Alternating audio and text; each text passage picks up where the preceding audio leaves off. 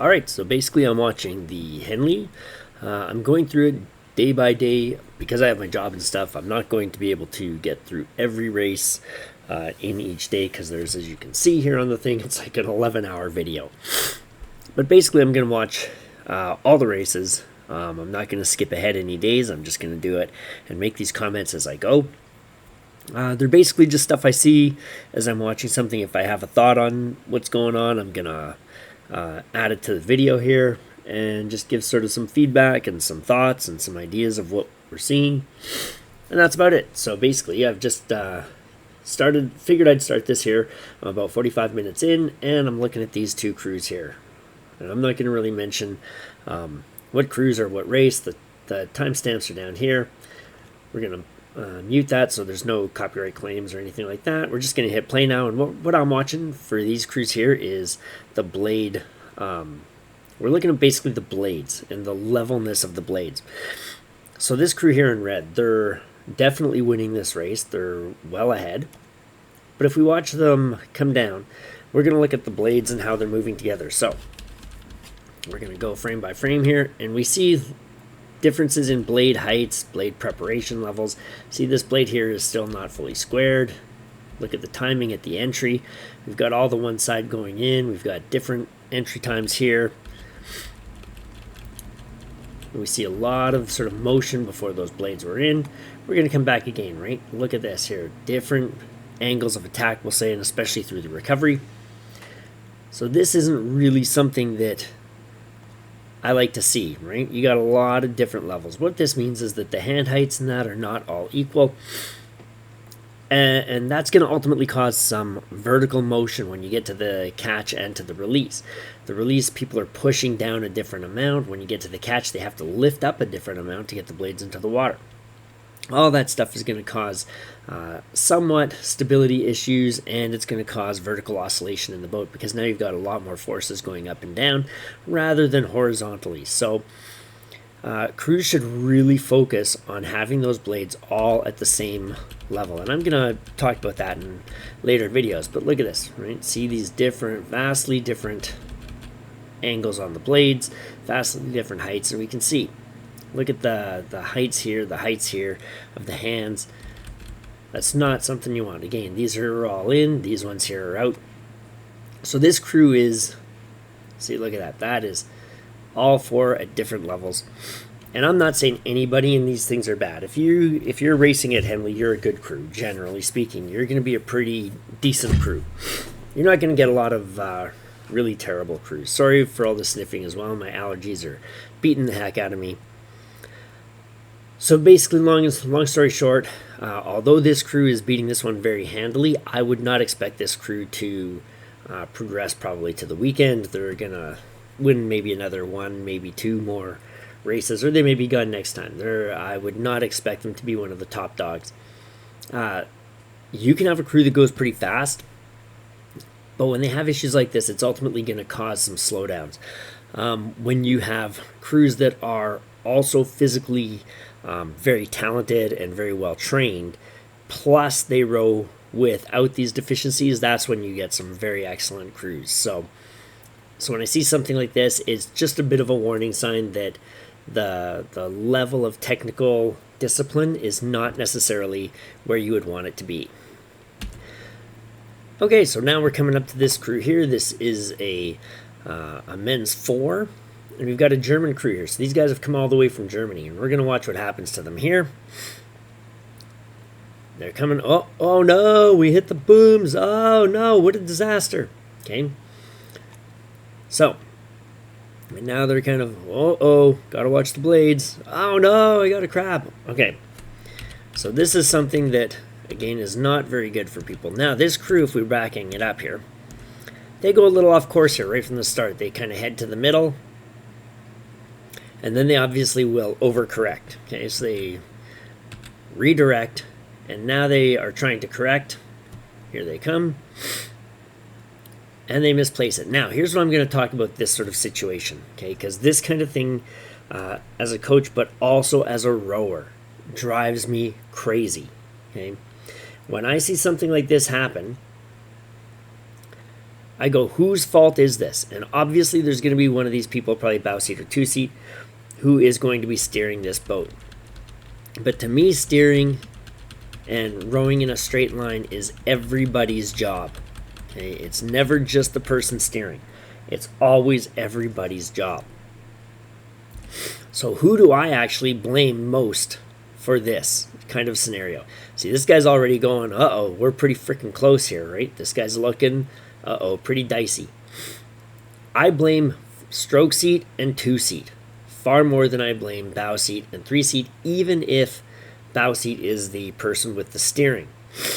Because everybody's head should be up, eyes forward, and we should be thinking as we're rowing. We don't just go into lunkhead rowing, where you put the blade in and you hammer on the thing as hard as possible and just go, get next stroke, and then get up there and hammer it again. You need to be aware of your situation, aware of your surroundings, and every one of these people should be looking and seeing where that stern is and where it lines up with the starting blocks. They should then say, oh, shoot, we're going way over towards starboard side. And port side needs to power down. They need to ease up a bit. I'm not saying freaking shut it down, but I'm saying if you're going at 90% right here, because you're going to have to hold it for the whole race. So if you're going 90%, if you go 100%, you're going to totally burn out too fast. But I'm sitting there operating at 90%, and I see we're moving this way here. I know there's probably an issue with either the steering or somebody on that side is having a very off day. So you're going to drop it down to 80% or 85%. That's going to probably be enough to let that boat straighten out. And then you can amp that up a little bit as you go along, see if the boat's able to hold, if you're still over pulling them, or if there's still issues with steering. Great, you're going to run at that reduced rate, or you're going to keep moderating it. You may go up to 90% again, you may go down to 80%, you may have to keep switching it until you find a sweet spot, or it may just be that case the whole way. The steering person may have an off day. There might be a little bit of weeds caught on the rudder that's affecting the steering of the boat, so you'll have to be adjusting to that. But something like this should never happen. Should never happen if you're keeping your situational awareness. You can't just go into mindless, hammering on the frickin' blade. As much as everybody gets amped up and the adrenaline's pumping and you want to get going, and it's like, yeah, let's frickin' hammer this thing. If you do that and something like this happens, that's going to be far worse than dropping your power application by 5% or 10% to allow that boat to go straight. A straight boat almost always will go faster than a boat that's weaving back and forth, or in this case, running into the frickin' booms. Okay? Because when this happens, that's a serious issue. Now you've got a serious issue. Okay, you've got a massive drop in speed, obviously. Look at this frickin' crab. Okay? So something like this, when I see it from a coaching perspective and as a rower, I always go, why is nobody else adjusting power to make this thing work? Okay? You've got to keep your wits about you. You've got to be paying attention. Just pay attention. That's all you have to do. And situations like this can almost always be avoided. Okay, so we're looking at this part here. And this is off the start. Now we're going to see something off the start here. And again, I'm not entirely sure how this race is going to pan out. I could be totally wrong. But when I'm watching it and I just was watching the start, I heard the caller say attention. And my pick right off the bat, I'll tell you this. I think this crew here is going to win. I think this crew is going to win. And I'll tell you why. I'm just going to make sure that I actually... There we go. We are recording. Okay. And we'll see why. Because now they make the adjustments. Okay. Here we go. He's got all his blades done. We're going to hear attention. Boom. So somewhere in here, look at this. They've called attention. All these blades here are buried. They're solidly locked in. This crew is sitting there just letting their blades bob along the top of the water. This tells me, again, I have no idea. This crew may freaking go on to absolutely hammer this. But when I'm looking at this with a critical eye, and I think about attention to detail, a crew that pays attention to detail is gonna be a well-performing crew. They're gonna be, even if they're not necessarily the most physically gifted, if they're not huge and strong and just super physical specimens, they will row well and they will be, for the most part, relatively competitive, right? Even if they lack the physical capability to really move a boat. You can get boats that are just physically gifted and they will move it despite having issues. But when I see something like this is an attention to detail. So these blades, when they take that first stroke, they're more likely to wash out. They don't have as good a grab. They're not going to pry the boat past those blades as effectively as this crew here, right? And if we watch them off the start, let's see what happens. And again, I could be proven wrong. I could be proven to be a total idiot, right? But, oh look, blades just bobbing up here. They're like not locked in. So the first part of their motion now is going to be having to either bury those blades or wash out. That's what's going to happen. So we've got Lee versus Yarm. And they're moving away. So we'll see how this goes. And I just kind of want to see what's happening off the start. That's why I'm letting it play. I just want to see how their starts compare.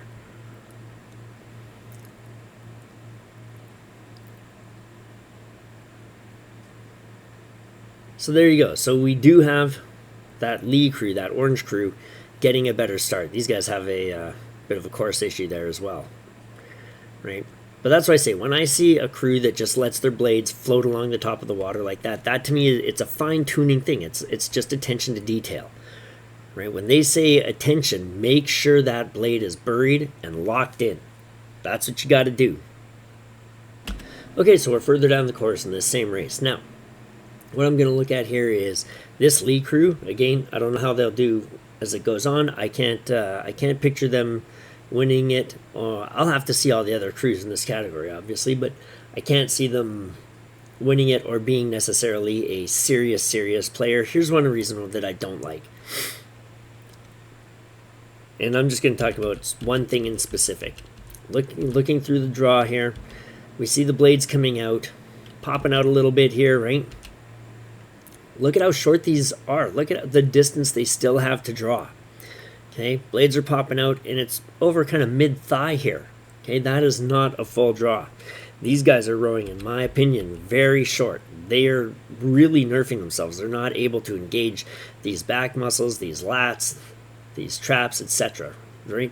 They're just keeping it legs, a little bit of layback, no real draw.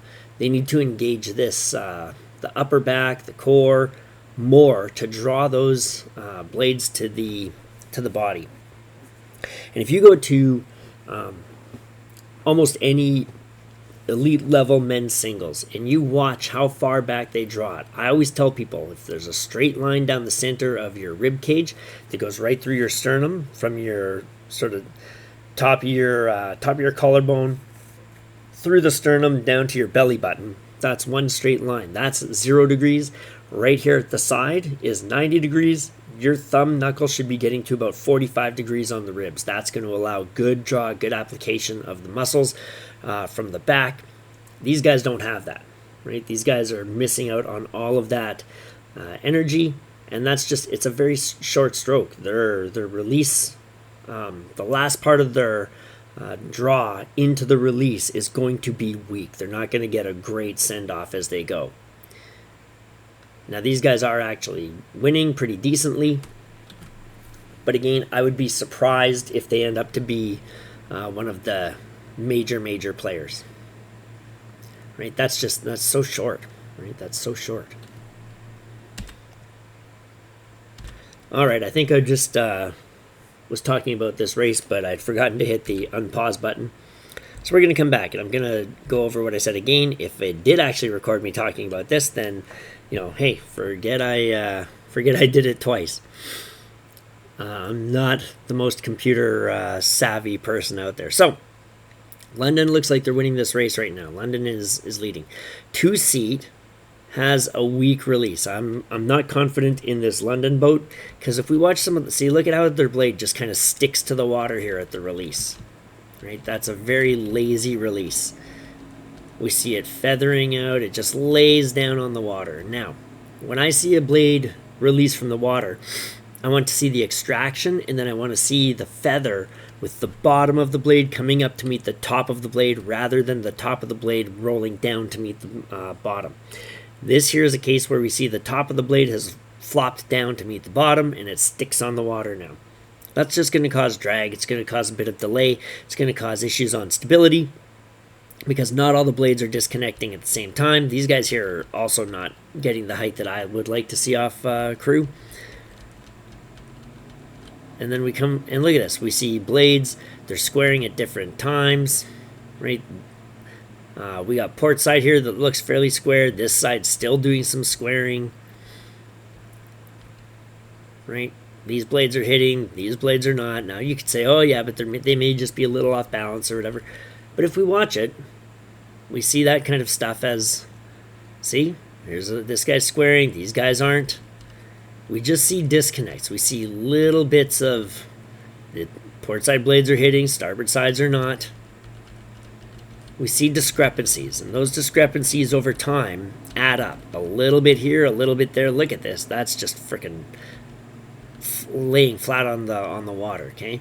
So again, they're winning this race. I'm not sure if they will win it. I don't know, because I haven't seen there yet.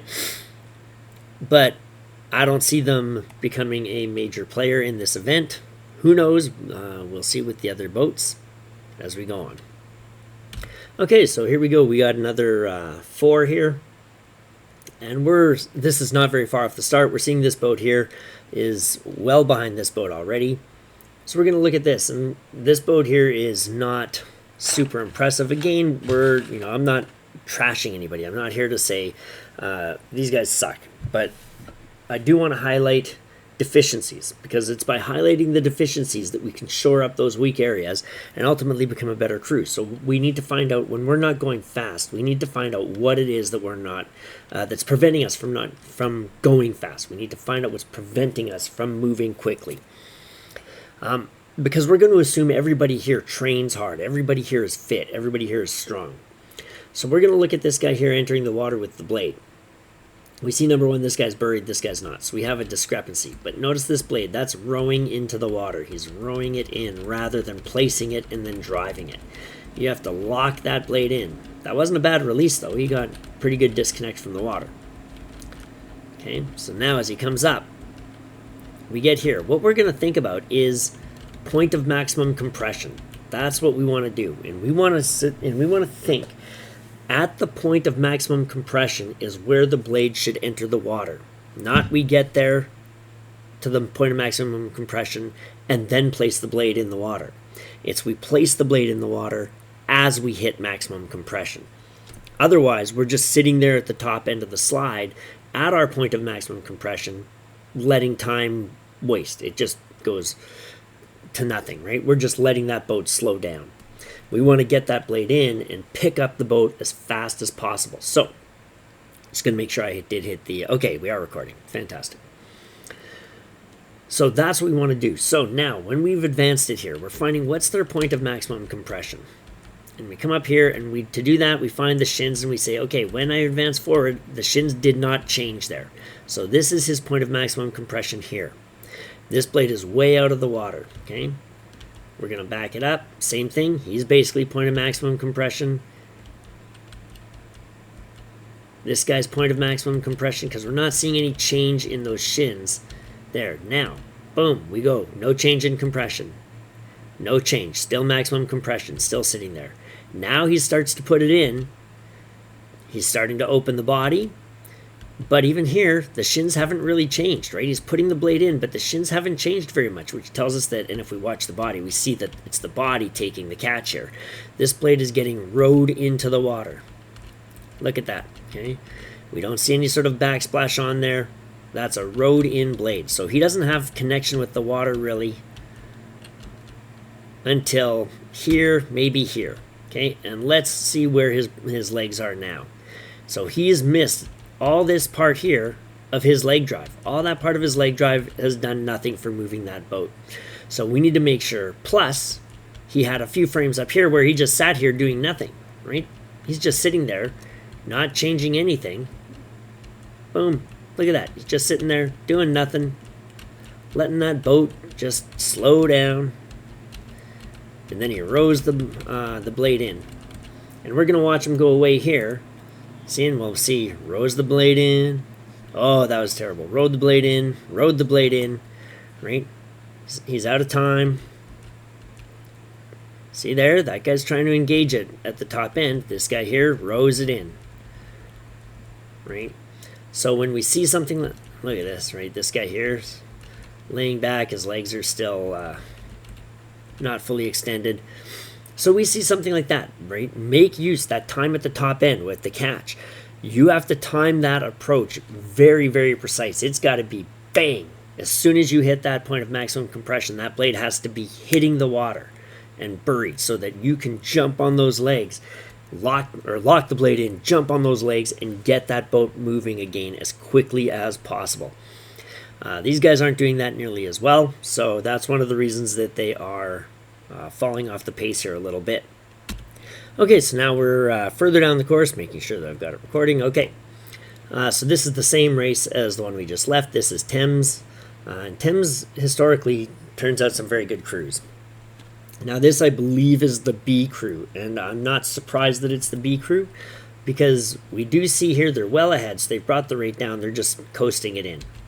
But when we see them even at this low rate, we're going to watch. See, there was some dragging on the tip of the blade there. See the tip there? You just hit the water.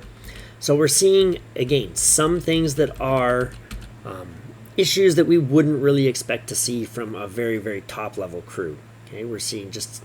Watch how the blades, they drag on the water. See the lines. We're not getting good clearance. This guy here, we just saw. See, look at this. We need to get more clearance on those blades off the release. They need to sit taller, set the handle heights, lock them in, and then pivot over those hips a little better coming out of bow. That's going to really stabilize that boat for them. There you go. They place it in and pushing it through. Now here we see this blade depth here, right? So whenever I see this on the shaft of a blade, we know that somebody's going way too deep. Look how far up that is coming. When we have this much drag on a blade, that tells me that we are slowing that boat down a lot. That's a brake, right? That's acting as a brake for us. So those hands need to be a little bit lower, or we need to adjust the rigging just a little bit so you can get a better angle on that. It should just be the spoon just covered. We want pretty shallow blades as far as I'm concerned.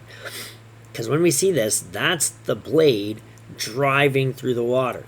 That's all that is, and that's going to slow it down. And if you were to take your fingers and kind of just grip around the shaft of the blade to where the water is being affected, a lot of times people are pretty surprised at how far up that water comes, right? Now again, off the release here, we just see there the blades kind of do what I call the swoop, okay? And that means that they come out, they come across, and rather than just come across, square and drop straight in, the blade comes this way, it drops, and then as they square, it goes back up and then in. And when we get that vertical movement, which we don't like. It's going to possibly affect the stability of the boat. It's also going to make sure that we're not in a really good ergonomic position and effective position to take that catch. That's why we have to raise the blade up again to make it further adjustments. So watch these blades as they come along. See there, they're very close to the water. Then they have to drop the hands down. Look at the drop of the hands there as they square it. If they'd had their hands at this height through the entire recovery, they wouldn't have to make any vertical change. And any vertical motion we have is going to ultimately affect that boat very minimally per stroke. But over the course of 2,100 meters, it's going to add up. It's little bits here and there that you can maximize, right? And when you're up against very, very good crews, you don't want to be giving away anything. You never want to give somebody any extra speed. And every time that you make a mistake in your boat, you're giving them that advantage over you. You never want to do that. So anyways, long story short, I just see these guys having a little bit of issue. See there, the blade was dragging by 2 feet. And we don't want to see that, especially when you're this comfortably ahead. It should be pristine rowing. It should be looking slick, looking nice, looking absolutely in the groove. And here we're not really seeing that. All right, so on the next race here, we are looking at 2/8. So I think they said this here is Hinksey and Saugatuck. So Hinksey here is off the start. They're already falling off the pace. But look, here's an issue that we see with some people. We're going to look at this guy's blade. And this is one of the reasons that I'm not necessarily the hugest fan as well of German rigging, bucket rigging, whatever you want to call it.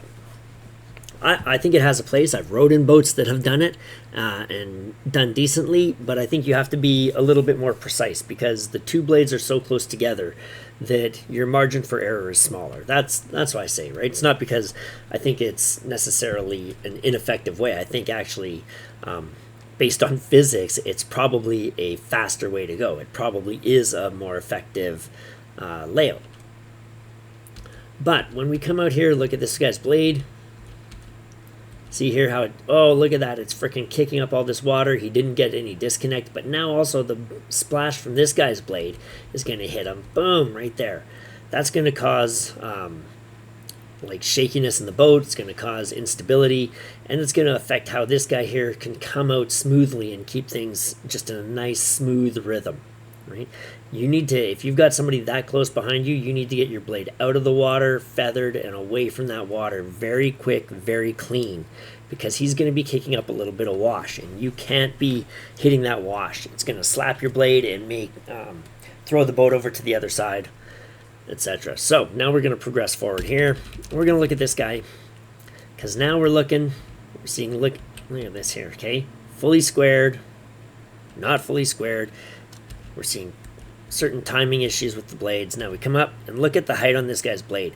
Bow seat already, he's looking down into the boat here, right? Same thing with fore seat. Look at the angle here. At this point, you're still at the start of the race. Those heads and bodies should be up. Stroke seat is in a very weak position here. He's collapsed into his legs, basically. So when you collapse like this into in between your legs when you're sweep rowing, the first part of your stroke is going to be, in a lot of cases, getting back to a strong position rather than being in a strong position to take that catch. Now look, we've advanced it a few frames here. He's in, he's not in, he's not in. We're going to row it forward. So now he's rowed it into the water. He's kind of rowed it into the water, right? And as we go forward, right, we see here, it's not, see, look at the angle on these blades, right? These guys are right beside each other effectively. They're on the same side. So these blades should be lining up dead on with each other, but they're not, right? And when you have that, you have different application of force. So it's not going to be a very good, and look at this guy's blade here. We've got 5 seat and bow seat. Look at the difference on the angles of these blades. Okay, so the forces here are totally disunified, right? And look at that extraction there, right? There's a lot of wash up on that blade. This blade here just lays down on the water. So when we look at why is this one crew getting beaten off the start so much, so noticeably, you add up a bunch of these things, and like I say, little differences make a big difference, right? It's the little things that make a big difference, and you have to pick out what these little things are, and each person in that boat has to work on their little things. And far too often people get focused on just, I'll say, quote, pulling hard, but that's not it. That's one of the more minor things that we should actually be concerned about. We should be concerned about proper physics, proper application of force, proper body position. You do all those things, and that power will be there eventually if you're doing your proper training and you're working out and you're getting strong and fit, etc. Right? If we then have a very good, solid, foundational stroke, and the dynamics of the stroke and the physical application of force is proper, power will be at the end of the blade. It's inevitable. So there you go. Okay, so we're going to stop it here again. We're at the 131 mark, 1 hour 31 minutes. And here's, I'm stopping here because the commentators are actually pointing out something that I totally agree with. And it's funny because earlier in this video I mentioned Bow Seat and how his head was down and his eye line wasn't right. And we see here, he's looking way out, he's looking over at his blade. And this is what the commentators are talking about, and I totally agree. This is a lack of discipline, right? This is when I say that head should be up, eyes up, sitting tall, locking it in. When we start letting our head pop around, we're looking at the blade, and so many people want to look out at their blade and admire their stroke. And nothing drives me more insane as a coach than people who want to admire their handiwork, because every time those eyes aren't here, you're not seeing, or every time those eyes are out here, you're not seeing what's going on up here. And you need to be mirroring this guy. You need to be absolutely mimicking what they do, okay? You need to be moving with them. You do this, your body can lean out, your attention can waver, your timing can go off, all sorts of things, okay? Keep your eyes up, and we look at that crew that I commented on earlier where they rode into the booms, right? Even though you've got a coxswain, this is Nate, you've got a coxswain, be aware of your position on the water so you can do something to help that boat go straight. It shouldn't just be the coxswain's responsibility. Ideally, if you're in a great situation, the coxswain will just call the race plan and will never touch the strings at all. He'll never touch those ropes to steer that boat, because everybody will be pulling at such a way that the boat is going to go straight. Okay, because every time he has to touch the strings and steer that boat, you're going to be losing speed. So when we see this here, it's a harbinger of issues to come, right? Your attention is not where it should be. It's like when I would have people, when I was a rower, and I'd row with people or have people in the boathouse that you'd watch row by, and they draw the blade to their body and they look down at their biceps and they check out their arms as they're rowing. I always was like, what are you doing, right? Why are you more worried about checking yourself out than you are about rowing well? Just row well. Keep your head in the boat, watch the person ahead of you, and frickin' do your job, right? Just do your job. Don't frickin' worry about any of this extraneous stuff. If you are in this boat and you're taking care of your push down through the release, you extend the hands, you keep them on a nice horizontal plane, you come up the slide in a controlled fashion, you square the blade, you lift the hands to place it in as you reach that point of maximum compression, you don't have to see what's going on out at your blade. You know what's going on out at your blade. You're rowing a great stroke. So you never have to look to see what's happening. Just do the right stuff, and good things will happen. So when I see somebody doing this, and you can listen to the commentary because I completely agree with what they're saying, just take care of business, right? Just focus on the stroke and the dynamics of the stroke. That's all you've got to do. It's not that difficult. Keep your attention where it needs to be. All right, here we are again. Same race, but now this is Saugatuck. And I'm going to talk about something that I kind of like here. Now, I actually would like a little more extreme version of this. Some people definitely feel I'm to one end of the extreme on this. And I have my reasons for being that. I'm not going to deny that I am a bit extreme in what I like to see from crews that I coach on this. But there's very clear reasons why I like it, and I'll probably do a video on it later. But what I like to see is clean disconnect from the water and then good height on the blades through the recovery. So we're going to look at Saugatuck here and watch the height that these guys get right through the release. Okay, they come out here now. I think that they start feathering probably just a little too early, a little too close, but I talk about bringing the bottom of the blade up to the top rather than the top to the bottom. And as we see this here, see this guy here has a pretty nice push down before he starts feathering. This guy being 3 seat. Now, right away, look at how early in this release these blades get up and away from the water. Right? That gives them lots of room here. Now we see differences in timing on the squaring up and stuff. But we get a lot of room. See over here as well, right? They've got a lot of room between the blade and the water because they've brought the bottom of the blade up to the top level. So look where the top here is, right?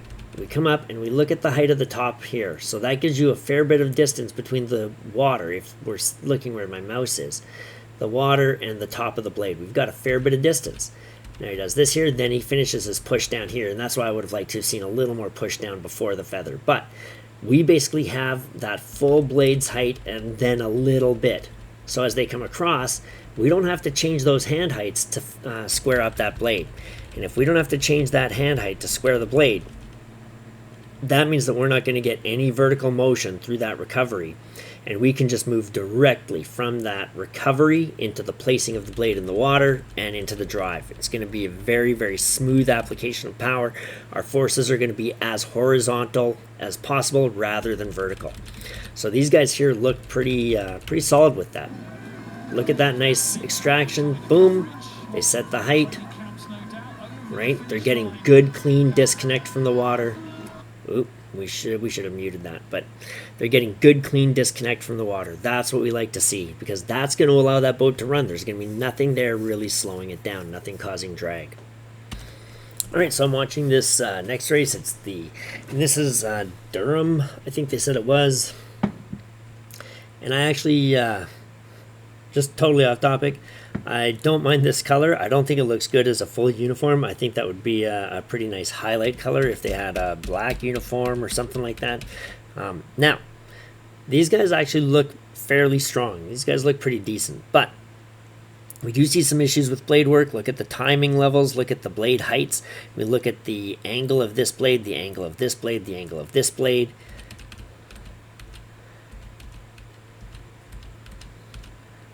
See, now again, we look at maximum compression, and here's where these guys, I think, are wasting a little bit of time. We come up here, point of maximum compression, boom, right about there, okay? So we're kind of waiting, and it takes them about 3 frames to get that blade into the water. That blade should hit the water right here. That blade should be in the water now. Because see, we're not really seeing any movement here on the shin compression.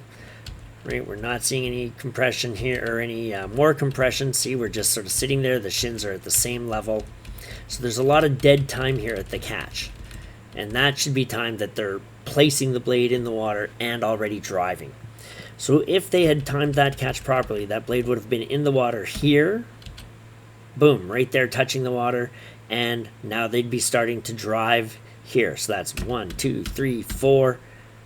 4 frames, 5 frames that they're wasting at the top end, right? This guy here, I actually like the way he's sitting pretty tall, but I think he could get more pivot, and I think it's probably an issue actually with how he's sitting on the seat. So if I was his coach, I'd sit him on the erg and I'd just sort of find out how exactly he's sitting on that seat, because I think he could actually I don't know that he's fully on the sit bones. I think he's kind of rolled back off the sit bones. And that's why he's not able to get the forward pivot that he might otherwise get. This guy here's got better forward pivot, but he's kind of leaning forward to do it rather than sitting tall and pivoting through the hip, which I think ultimately would put him in a stronger position through that drive as he takes the weight with the legs and then really could drive back and open the torso against that stroke. So I think he's losing a little bit. When I see sort of really rounded backs like this, I think of it like a bow from a bow and arrow.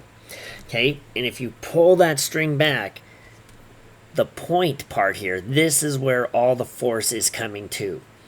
And if we have all the force coming to a point like this on somebody's spine, that's going to put a tremendous amount of strain on the vertebrae in that area. And over time, and especially when you've got big, strong dudes like these guys here that are putting tremendous force on that back, tremendous amount of pressure, it is going to take its toll over time. So I would encourage people that row with, rounded backs like this to really work on keeping that back just a little bit straighter.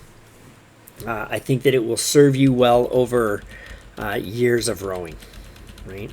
So this here to me is the big thing though with them is that bit of wasted time at the top end and the blade heights, right? We want to make sure that those blades are a little bit more uniform and that we're a little quicker onto that catch just as we get there. Bang, put it in. Bang, put it in. Don't have that hesitation. And I always call that you're sort of winding up for the stroke. You get there and now we go, right? We don't want to have that and now. We want to just be up, go, up, go, up, go. And that's going to be a quicker pickup. It's going to really pick that boat up and move it. Now, having said that, these guys are moving pretty good. Again, they're not a bad crew by any stretch of the imagination. But I do think they could be a little bit tighter and a little bit sharper through that catch. So if I was their coach, that's probably where I would want to focus on going forward. All right, so we're looking at a men's 8 here. And this is, I know this is Newcastle, and I can't remember who this is, Imperial College, something like that. What we're looking for, and I wish I could zoom in more here to these guys, but when we look at this here, watch them through the drive here, and I hope it shows up in this frame by frame. See here, we see the water start kicking up around bow seat's blade, right? We have to be careful with the depth that we put our blades in at, because we don't want to cause all sorts of turbulence and drag on that blade. Now, when we come over here and we look at Newcastle's, look at this. We're not seeing any real mess up of water. Look at these blades. The depth is really good, and they're keeping good acceleration on that blade through the drive.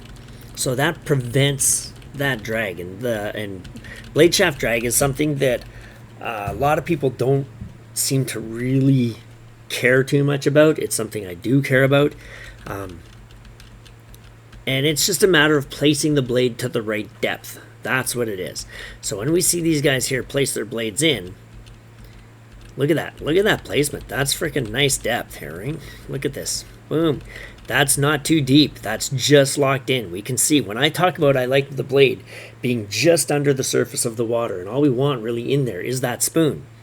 This is what I'm just going to make sure that I actually, okay, good, we are recording. So we do look at this, like that's nice. So we're not going to have any water coming up this shaft that's going to cause drag. And if we watch this go through, look at how that extracts. There's nothing coming up this shaft.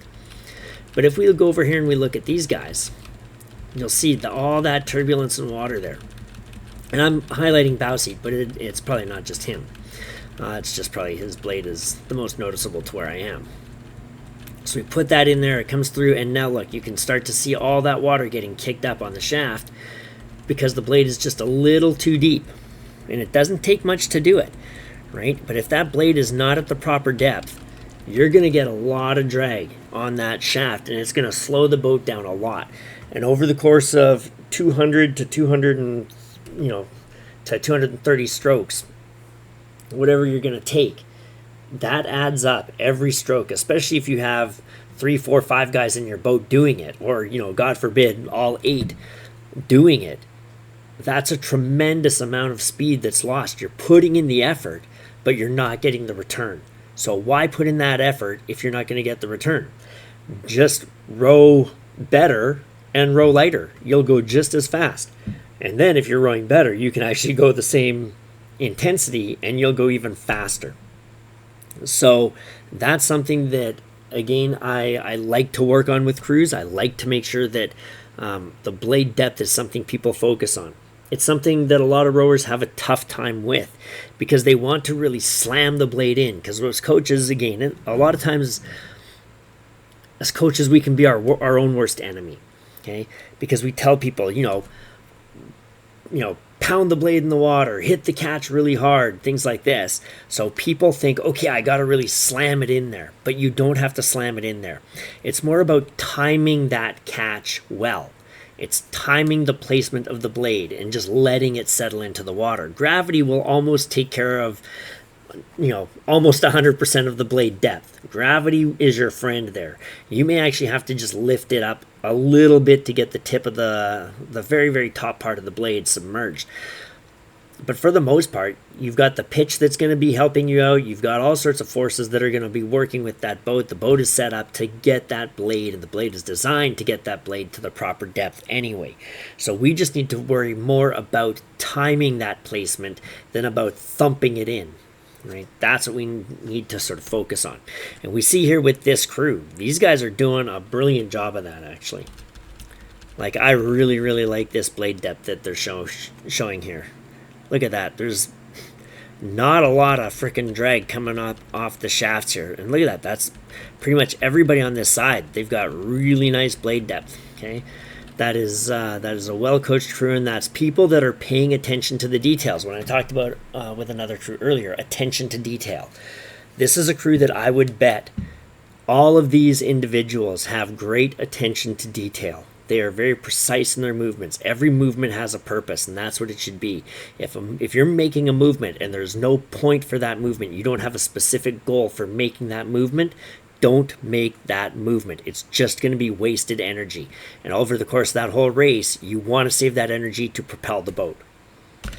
All right, so this here is Princess Elizabeth, and it's Upper Latimer, I think they said, and this is Shiplake. Shiplake is a school that historically I actually really like the way they row. I think they do a very good job, and they are usually pretty technically sound. So what we're looking at right now is the extraction. Oh, here we go. I think I accidentally hit pause instead of frame forward. Okay, so we're back up. Now, look at that extraction and that feather. Okay, look at this as they're bringing it through. I like seeing this. It's a nice clean extraction. Boom. Then they feather up nice and high. Right? They set that blade height very early on. Okay, and then they come through. Now they have a little bit of issues with some height differential, but for the most part, that's pretty solid stuff. Pretty solid stuff. They could be quicker and better timed at the catch, but this release, boom, look at that. That is freaking clean. That's sharp. That sets the heights. This is going to set a very stable boat through the release, which allows you to have a very, very effective recovery. And I'll do a video on it later, but to me, the recovery tends to be where a lot of races are won or lost. So you want that recovery to be very, very, very smooth and very well ordered. This kind of release will really allow that because you set that blade height, which means you're not going to have any extraneous vertical oscillation going on. Everybody's hand heights are at the same or relatively similar height. So when you get to the catch, the lift is going to be the same. You're not going to have some people lifting it, X inches and another person lifting it X plus 1 inch or X minus 1 inch. You're going to have a lot of unity in the movements that are taking part in that boat. And the more effective unity you can have, the better it's going to be. Plus, getting the blades up and away from the water like this means that we're less likely to tap. Every tap is a loss of speed. We don't want to do it. Tapping to me is it's a cardinal sin. Okay, I hate watching a crew go by and hearing all these little tippy taps of the blades on the water. To me, it is inexcusable. Okay, you need to get those blades away from the water, and it's very easy to do. All you do is push your hands down about another ½ inch, and you won't be hitting that water. Everybody's got to do it, though. It can't just be one or two people. It's got to be an everybody issue. And here we see everybody getting those blades up nice and high, setting it. This looks good. I'm just going to back it up a bit, and then we're going to hit play. Oh, we're going to mute this. But let's just watch this. Look at that. That's boom. They set it up. Boom. Set it. Boom. Set it. Clean extractions. That boat's going to get a lot of run off that release. Okay, and that's what we like to see. Okay, so we're joining the race again in progress further down the course. And we're going to follow up on watching those releases. Look at these releases. Blades come up, away from the water. Very nice. We've got to see a little bit of it not happening over here with 5 seat. But that is coming out still pretty nice. And this is the kind of thing, this extraction, the setting of the blade height, is something that will start to falter with fatigue. Okay, when crews get fatigued, that's one of the first things that's going to go. Catches and releases are going to go because people just get lazy. Their body starts to try to cut corners to save energy and save time. But a well-disciplined, well-coached crew, well-trained crew, people who have good attention to detail and people who are very demanding of themselves will not let that happen. And we can see as they've come down the course so far, they're still holding that very, very well with that nice, good, clean extraction. That's nice stuff. They're getting good, clean extractions. And I'm not talking much about these guys here, but they're hanging right with them. They're doing a good job as well. See, they get those blades, boom, they're out of the water. Boom, they're out of the water. They're giving themselves that nice, good run. They're not doing something that's going to ultimately slow them down through that release process, right?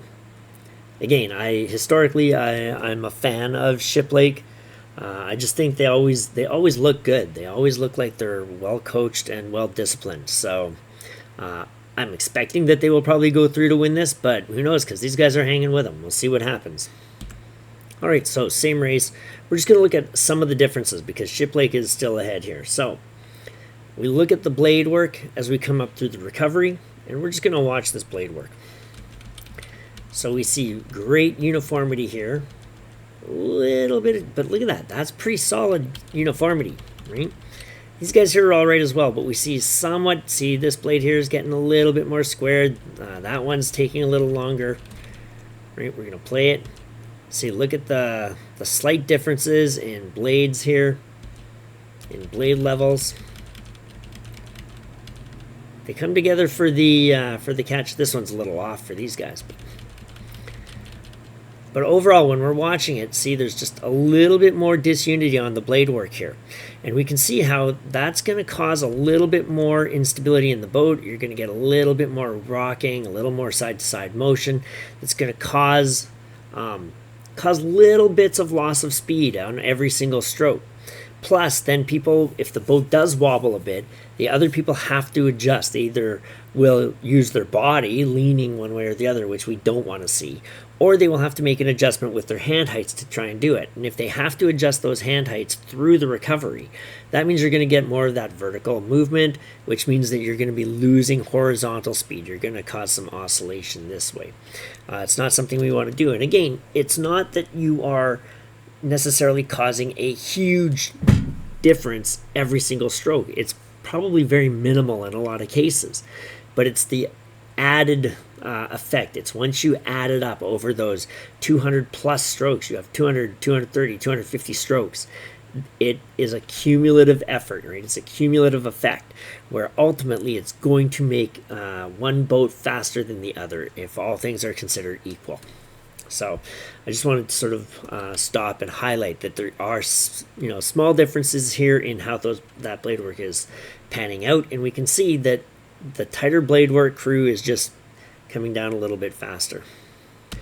All right, I'm going to be very annoying here because I'm talking about the same race again. Just want to make sure that I am recording. Okay, I'm going to go back a few seconds here.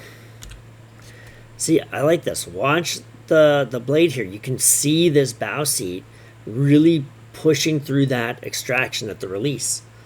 Right? You can see that nice, distinct push down, the setting of the handle height. Boom, they lock it in. Push down, set. Push down, set it. Push down, set it.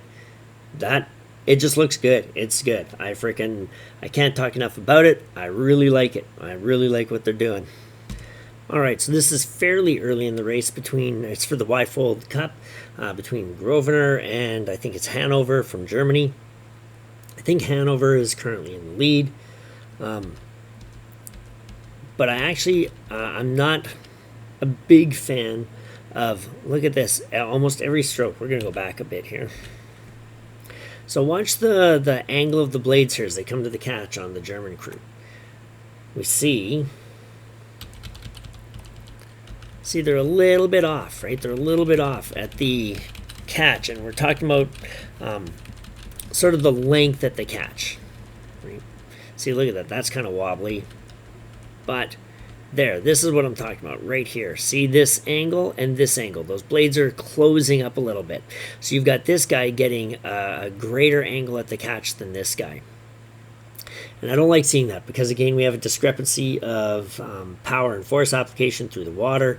It's not something that I really like to see. I'm anticipating that Germany is going to win this probably because I would assume they wouldn't come over if they didn't have a really, really fast crew. So far in this race, I think I'm preferring what I see technically out of Grosvenor. Although that blade was a little deep there through the drive. But I'm not a huge fan of the See, look at that. See, we just saw this guy here comes back, and then his blade kind of stops moving here. This one gets closer.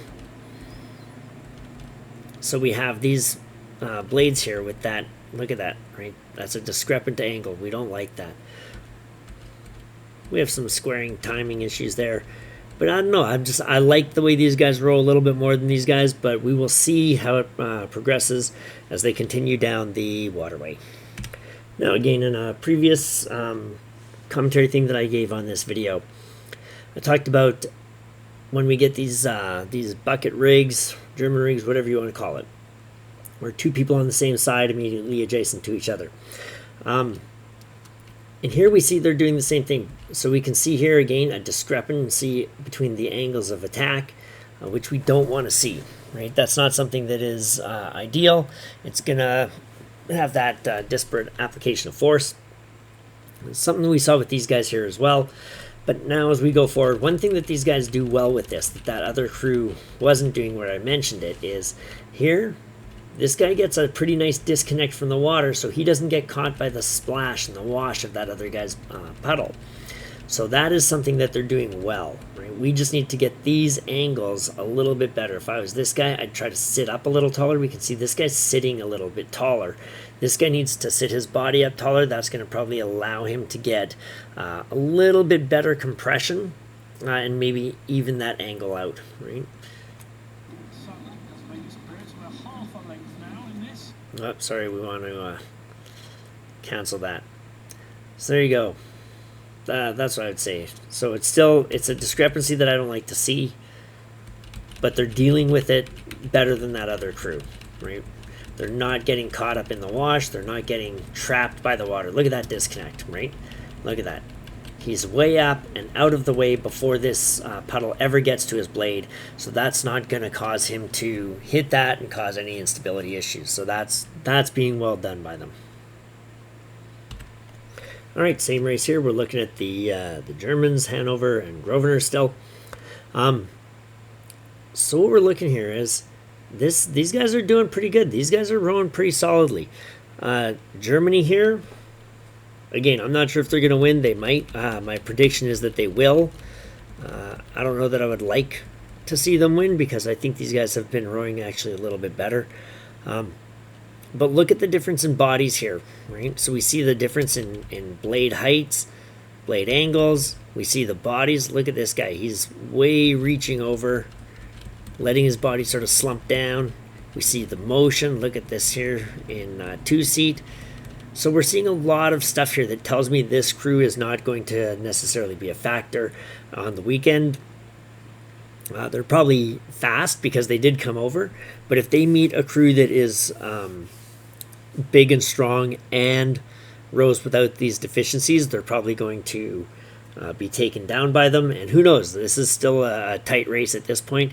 Grosvenor might still pull it out, but I am thinking that Germany is going to pull it out. I just wanted to sort of highlight that when we look at these guys, see the disparate motions in the bodies. Look at this between 2 and 3 seat.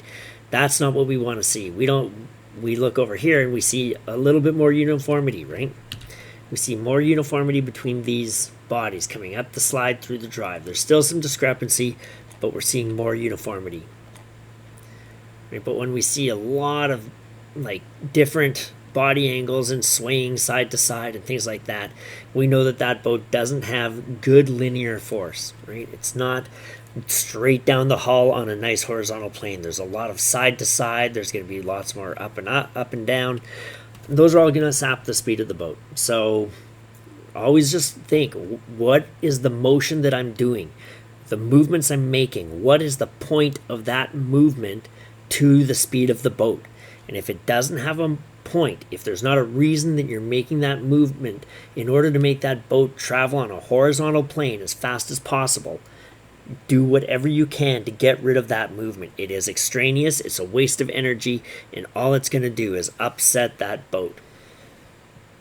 Okay, so we're at the beginning of the next race here. It is junior girls sculls. And as they take off, so let's watch from the start here. And we're going to watch the difference. So if we watch this school here, this is it Grange? I think they said. I think it was Grange. Let's see if we can come back to where it is and find out the name of the school here. It might be that they flashed them after the start. I'm not sure. It's Maidenhead and Grange, I think. Okay, looks like they're going to show it. There you go. Now, if we look at this crew here versus this crew looks like they are really just, you know, hammer, hammer, hammer off the start. Which you do want people to hammer it. You do want people to be, you know, good, strong, and aggressive.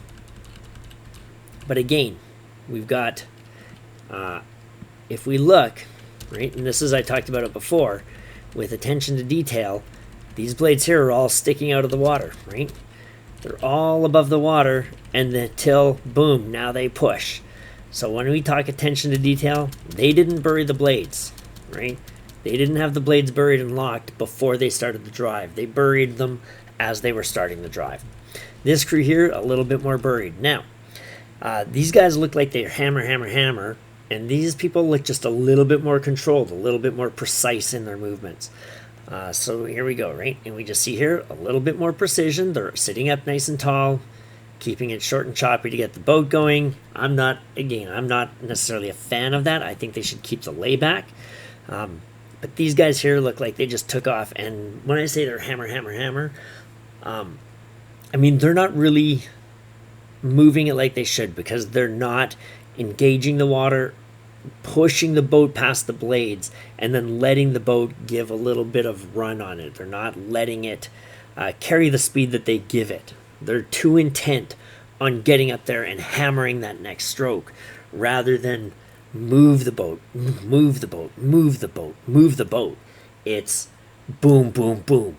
If that makes sense. They're more concerned with that, you know, hit the next stroke, hit the next stroke, hit the next stroke, rather than drive, relax, drive, relax, drive, relax. And this crew, I think, does a little bit better of that drive and relax. Because it's that relaxation on the recovery that's really going to let that boat move for you.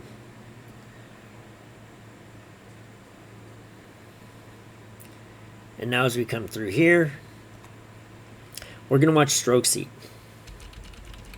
And so now, here we go. And this is why I say this is kind of that hammer mentality.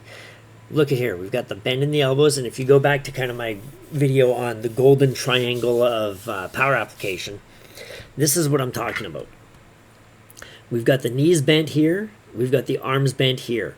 So that means we know, by virtue of the fact that the arms have bent, and here they're long, okay, and then here they're bending, that means that the weight that she has been taking has been on the arms rather than on the legs. So we're not getting that great power application. And this is the problem where we think, okay, I got to get up and really hammer that next stroke. Because far too often people will think of, I've got to pull hard on that handle. And once we think pull rather than drive and letting the boat go, and then drive and let the boat go, we move that weight up into our upper body and especially into our arms, where we're pulling against that blade. And you never, just like this girl here, she's doing a good job, right? We can have the knees bent and the body moving, or we can have the arms bending and the body moving, but we never want the knees bent and the elbows bent at the same time. Now that's a bit of a, it's not exactly true, but it's a good shorthand for me. So when we see this early into the stroke, this bend coming into the arms, that tells me that this person is just heaving on the handle rather than working on the mechanics of the stroke and proper power application. It's not about the physical application of power here in an effective, and by physical I mean physics. It's not an effective physics of the stroke. This here, it is putting power where it shouldn't be, which is on these small muscles of the arm rather than on the big muscles of the legs, the glutes, and the torso, right? See, look at this. She's at her almost to her layback position and the legs still aren't down, right? So those legs should be well down before that that body gets sort of opening that much, and way before those arms start pulling. Absolutely. This is going to probably be, we're at like 2 hours. So I'm going to probably stop this video after this, and then we're going to pick up later. So we'll just see if there's any more for me to comment on this, and here we go. Okay, oh my god, disaster.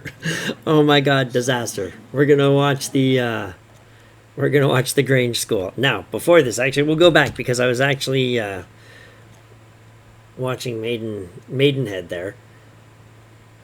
And they're moving okay. I think they're short at the release. I think that they are too short at the release. I think they need to draw more in. But if we look at this here, before we get to the disaster, right? Blade heights are pretty even. When we look at the shafts, we're not seeing a huge amount of discrepancy. Blades are squaring up fairly even. They're going in pretty nicely together. This is a pretty good drive. We're not seeing the blades go really deep. Right? In fact, they might be just a teeny bit shallow, but they're not going deep, which is good. I'd probably rather have somebody with blades just a teeny bit shallow than too deep. Just because I hate adding drag to the boat. Right? You're not going to get as good a grip if it's a little bit shallow, but you're not going to be having as much drag. So, but anyway, so they're looking pretty sharp. The body positioning, you can see that they're keeping a very straight line with each other. So I actually think they're looking pretty good, right? I think they could probably get a little bit more height through the release and the recovery. But it's looking pretty good, pretty solid for them. See, they're a little bit close for my taste. I would like to see them a little bit further off the water here. It just means that they would have to do less adjustment when they do their square. Now, we're going to switch over to Maidenhead. They hit the freaking booms here, okay?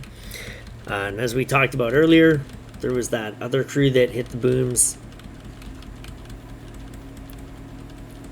Now, in a situation like this, it's very hard, okay? It's very hard because you're so amped up. And you can see they're not crazy far down the course, right? They're probably a third of the way in or something. But so your adrenaline's going and you're so intent on getting back into the race. But what you need to do here is there needs to be sort of a designated caller. So when something like this happens, because again, this is to me inexcusable.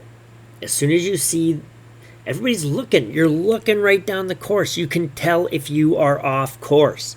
If your eyes are up, your head is up, you're watching what's going on. You should know. So this is inexcusable, okay? They shouldn't hit the freaking booms. They shouldn't do it. That's just people not paying attention. But if it does happen, you have to get back into it very quick. So right now, you need to have somebody that's there going, oh crap, and they're designated to make the calls. So they say, okay, what we're going to do now is we're just going to pull over, because look, when they hit this one, they hit it freaking solid. And you'll see this one woman, or I guess she's a girl because I think this is juniors, but she gets freaking walloped, right? Hits the thing, boom, look at her, clobbered, right?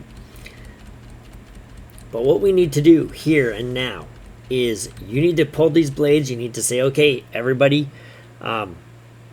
like starboard side, blades across, press them on the booms and push, boom, shove the boat sideways, you know, at the release, sitting up, are you ready, go, boom, hit it, right?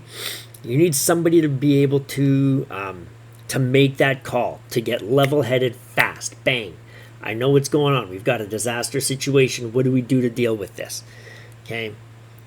You don't want to end up in a situation where you're futzing about and, oh no, and people are sort of all going at different times and, oh, what do we do? Do I pull my blade across? Do I do this? What's happening, right?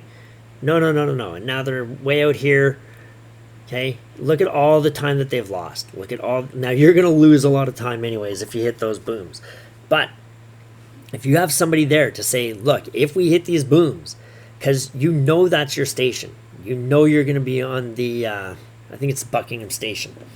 You know you've got that station. So you should talk about this in advance, and your coach should prep you, and you should be prepped that if you hit those booms, what are we doing? What's the call we're making? And if they just place those blades across onto those booms, all four, shove, boom, you give that big push, you're going to get out of there pretty quick.